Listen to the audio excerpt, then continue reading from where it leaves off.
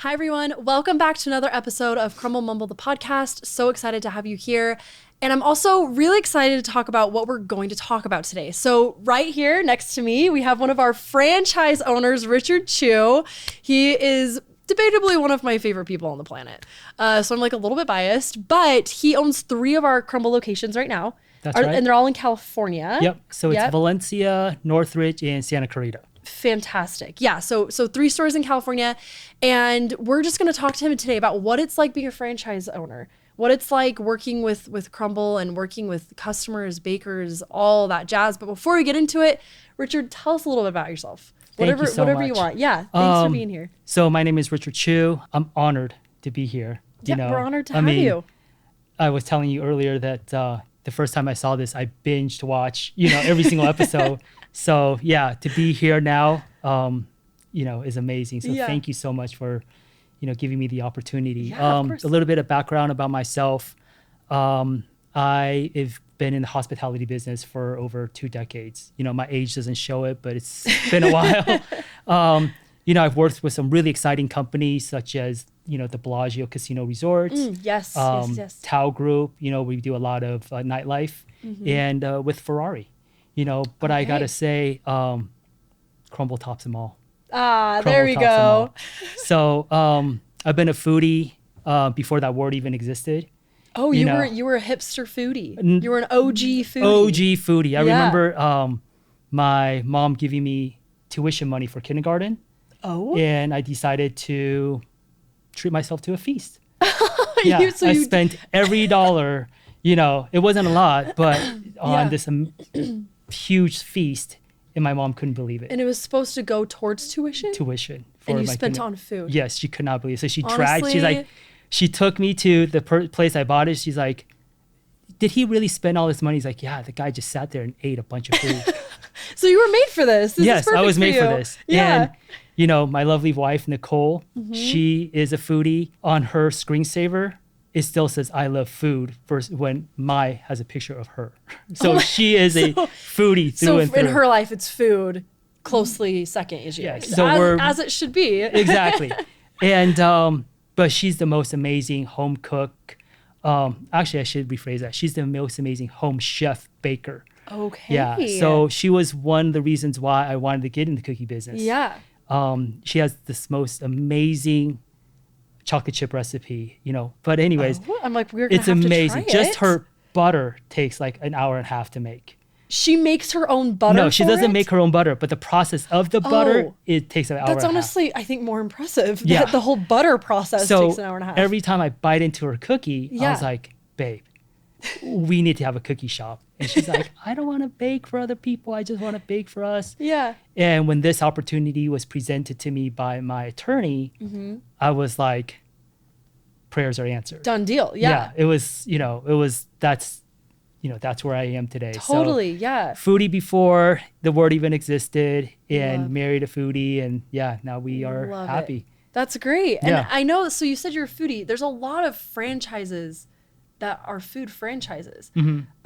So what drew you to Crumbl specifically? I know the cookie, right? Cookie aspect. But were there other elements that you saw that made you pull the trigger on Crumbl specifically? I love the concept. Growing up where kids, may have gone to do other things after school. Like I set up shop. You know what I mean? Like I invited all my friends over and I would play diner. Okay. I would cook for my friends and, and then, I will watch like cooking shows, so there's a part of me that always wished that I pulled the trigger on going to culinary school. Okay. But I wanted to be a businessman. And you're great at it. So I think you would have succeeded either way. Yeah. So you couldn't have picked a wrong path. I think you've been doing great. I have had a couple of restaurants, but what I didn't want is too many components. And I love that, we focus on like really one thing. Yes. And we do it super well. Yes. Right. So that's one of the reasons why, was like, this was like, totally. I didn't want to get into the beverage side. I didn't want to get into, all the other side. So, to me, this was like when you walk into, In-N-Out and you say, wow, they do that thing and they do it really well. And I remember the first time when I was introduced to this, it was when we were here visiting our my wife's sister. Okay, And cool. I think, Yeah. it was our nephew, I think, being sealed or, I think something like that. And she took us to the Draper store. And we were Okay. like, I was like, I would love one of these in California. And, and I didn't really pursue it much because, she didn't want to get into the cookie business. Yes, because she had Right. told you explicitly. Right. Yeah. But, and to be honest, like, I didn't personally get the concept. I liked, components of seeing things made and, Yeah. that was always very In-store experience. Yeah. Exactly. But I'm not one that really needs a lot of variety. Like, I'm a chocolate chip cookie person. Like, You're a purist. yeah, I just love it. I'm straightforward, not love a it. frosting person. Yeah. I remember, so it was after our, my interview with Sawyer and everything like that. I had opportunity to work at a store. Okay. But within, like, I'm not joking, like 5 minutes time, I knew that this concept was amazing because I saw people coming in. I was like helping fold boxes. That's always I was qualified to do. Yeah, that's the same. I've worked in the store too, and they're like, "You're a box girl." Yeah. Like, I don't know how to bake, so I was also on boxes when I did So that. as I was folding, I just see people coming in excited for the flavors that they've been waiting for, or excited to try new flavors. Right there and then, I was like, okay, You were sold. I was sold. I was sold really even before that. I was sold on the packaging. I was sold on what. But that was like the frosting on the cake. Ah, I see you. Right. Yeah, totally. So that like sealed the deal. It sealed the deal. Yeah. And now I have a lot of fun trying the different flavors. Yeah. So, I'm just amazed like how many amazing flavors we have. And we just keep coming out with more. Right? Yep. It's crazy. Yeah. And I think it's something you said when we first met. We're not only a cookie shop, we're a tech business, right? Yes. But more importantly, we make desserts into cookie shapes. Yes. Yeah. You know what I mean? And that's what we do. And that's in pulling nostalgia and whatever, triggering people's memories and stuff like that. I love that. And like every week, I'll bring home, our selection of cookies, and sometimes, we'll be really jazzed about, a particular flavor. And then sometimes my in-laws would be like, you know what I mean? It's fine. Yeah. So I try, like the next day I'll say, okay, what cookies maybe we don't bring home? Everybody likes something. And so we end up bringing the whole box home again, but that's why it's so cool. Yes. Right? It caters to so many different It caters to so many people. Yeah. It's so different, right? Like sometimes I'm like, oh, I didn't, that was like, you know what I mean? Only because, I'm not a frosting person. Yes. Right. Oh, for sure. So, Yeah. but if I ask my in-laws, like, that's their favorite cookie. Yeah, that's their go-to. Yeah, Yeah. exactly. So Totally. Yeah, Totally. I love what leadership is doing as far as taking the brand, where they're going with the brand, how they're marketing, how they're positioning, how they try to swing for the fences with certain cookies. Yes. And, Yes. but that's cool. But that's what we need. We want to be Yeah. innovative and we want to be trendsetters. You know what I mean? Because we just don't want to, kind of fall into the status quo of we make cookies and we make traditional. Yeah, and we want to keep it exciting and surprise and delight people every single week, Exactly. right? Yeah. So as a franchise partner, I'm sure there's so much that goes into it that I don't know about and a lot of people don't know about. We want to take a little snapshot of the highs and lows of that experience. So what's your favorite part of being a franchise partner? And then what's your least favorite part? What's like the hardest part? Okay.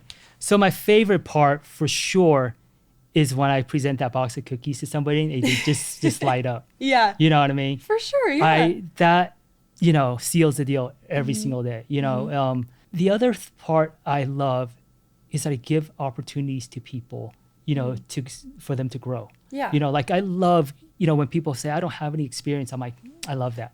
You know what I mean? Because I want them to first of all, I want them to be clean slate. You know what I mean? Yeah, so yeah. that we get to mold them to become Crumbl bakers, right? So they Yes. don't bring in, bad habits or, whatnot into our culture. Yeah. Right. So we can show them what a beautiful work culture should look like. Yes. Right. Yeah. So to be able to give youth the opportunity to have as their first job, right? Hopefully it will be a memorable first Yes. experience. Yeah. Yeah. And then on top of that, to see them grow. Yeah. You know what I mean? I Yeah, yeah. remember there are many crew members that I have now that are in leadership positions. The first day I'm like, Not super but sure. now Yeah. it's like, like I'm kissing their butt because to make sure that like they don't want to go anywhere. You know what I mean? You're like, please stay Yeah, here. Exactly. So we try to do whatever we can to let them know that they're loved and that we appreciate everything that they do. You know what I mean? And truthfully, like I couldn't be here sitting next to you. You know what I mean? If it wasn't for the team that I have back home. Yeah. You know what I mean? In California. Totally. And my management team is amazing. My crew is amazing. And Love it. they are the highs of this, being a franchise partner. Yeah. And to be part of the fabric of our community, right? That's, where I feel like, we get up for every day. I personally love Mondays. Oh, because a hot take? On Mondays, I love it because we get to do it all over again. Okay, we that's could put awesome. smiles on people's faces Yeah. again. We get to, continue to, take on the tasks and finish our responsibilities or whatever it is. So, I love that aspect of, being a franchise partner. Yeah. I think the most challenging part is when we let our customers down. You know what I mean? And it happens, Yep. we fall on our faces, you know what I mean? And what's cool about that, not that part, but what's cool is that we pick each other up.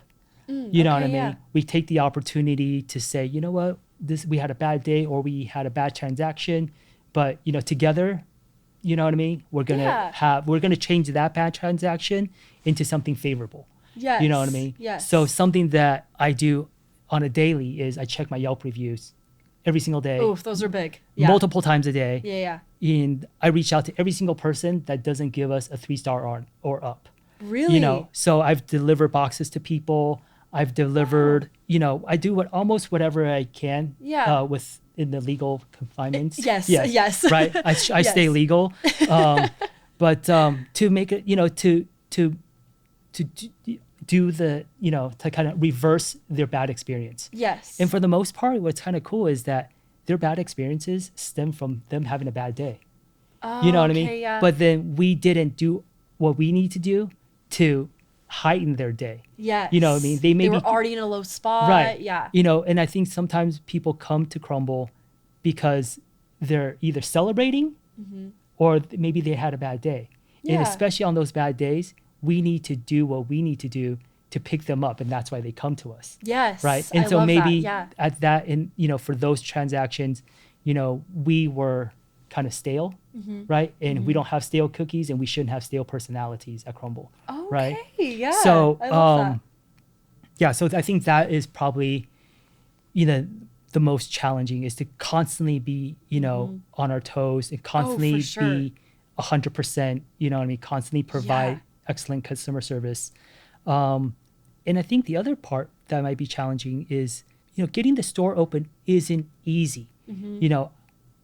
It's a lot easier with the support with onboarding, with the success coaches and going through plan check. I think that might be the most challenging part because you're not dealing with the same city every day. Yeah. Or every time you open a store, it's a different city, different jurisdiction.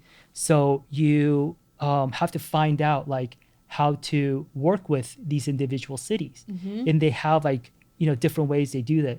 Sometimes they want to do it in person.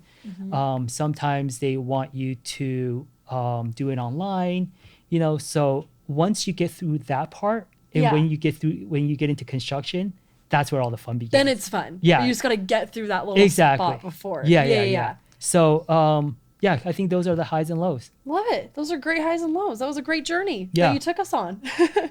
I love that a lot of what Crumbl does is we try to make sure that the experience of Crumbl is good for everyone, right? Whether it's the customer, the bakers in our stores, our franchise partners. And like you said, we sometimes trip up, right? We don't do it perfectly all the time. Something that Brittany Bromley-Nearing, she's our CCO, had said when she was on the podcast was we make 1 million cookies a day across the nation. Like we do. Right. And when you have that large of a pool of anything, it's just there's going to be some in there that aren't perfect, right? Like that's just how it is. And when you have 600 plus stores, there's going to be some stores that have an off day or some teams that have an off day.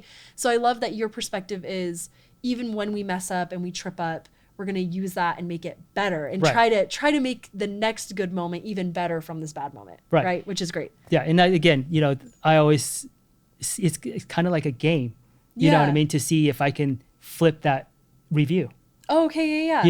And when they give me the opportunity, I get super excited. Like I'm like running to my wife, yo, check it out. They turn it to a 5. So, because the thing is like to remove somebody's negative experience is almost harder than just giving them a, like an experience that they thought they should deserve. Yes. You know totally. what I mean? Yeah. Yeah. So, it's been fun. That's awesome. It's been fun. So That's right awesome. now I'm really proud of our team. We average, 4 stars on Yelp review. So awesome. Yeah. So I was like, yeah, that's cool. Yeah. You know what I mean? Brush that off your like I want shoulder a other, little bit. I wish all stores are like that, but I'm happy that, we're a little bit above the rest. There you go. Above average for sure. Yeah. I don't like to strive too high, but I'm just above average. You can't fly too close to the sun. Exactly. Yeah. Otherwise people really expect it. I try to set my expectation. Maintain expectation. Really low. So that when I do something decent, they're like, you did such a good job. Yeah, no one can ever be disappointed. Yeah, I'll take any accolade. There you go. It's perfect. Well, thank you, Richard, for being here. Before we wrap up, I'm going to ask you a really tough question. What's your favorite Crumbl cookie flavor? Okay, so I'm gonna cheat. So my favorite Crumbl cookie, Okay. non-dressed, Dressed down because you don't like frosting. yes, is okay. chocolate chip. But that doesn't have a dressing anyway. That's non-dressed. Oh, of that category. I Yes, thought you had and then taken a dressed- flavor and undressed it. I understand. Dressed cookie Okay. is Aggie Blue. I love the Aggie Blue. Aggie Blue Mint. Yeah, That one's so good. that one's so good. That one's- and it and- only comes yeah. out like once a year. I know. Yeah. We What's really up with that? gatekeep that one. We Yeah. really keep that one. Yeah. I think, so much, right, of our cookie calendar is up to so many different factors, right? I think that one, since it's tied to Sawyer's school, we want to make it a big moment. And so we just do it yearly. So it's Yeah. this big moment. Will it come back more often? Maybe. If you guys like that cookie, buy it more. And then it might come back more. But I do have better. a good idea when it does come back now. But I'm not going to say anything. But you're going to keep it a secret? Of course. All That's right. what we do, right? We That's reveal, true. That's true. right? That's what we reveal. Okay, awesome. Well, thank you so much, Richard. Thanks for being on the podcast today. If you guys have any questions about franchising or the franchising process, feel free to drop them down below. If you're on Spotify or Apple or another platform, hop on over to our YouTube and you can drop the comment there. And we will see you on the next episode. Thanks. Bye.